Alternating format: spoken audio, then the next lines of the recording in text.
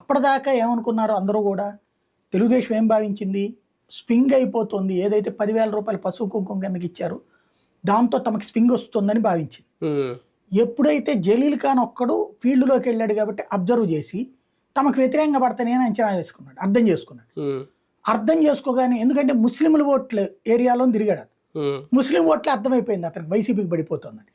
అర్థం అవగానే వెంటనే కంగారు పడిపోయి ఆపేయమన్నాడు. బట్ ఎన్నికల సంఘం కంటిన్యూ చేస్తుంది, అందుకనే కదా వెల్లంపల్లి గెలిచింది అక్కడ.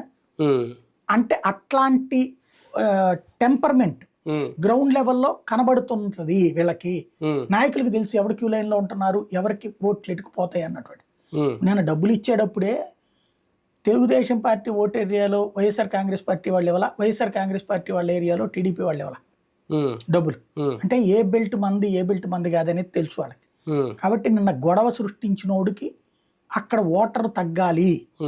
ఇప్పుడు క్రిందసారి అది జరిగేదైతే 79 దగ్గర ఆగింది, అదే ఆ గొడవ జరగకపోతే, అదే గొడవలు ఏం జరగనిలా 79 దాకా పాకింది, 74 నుంచి 79 దాకా వెళ్ళింది.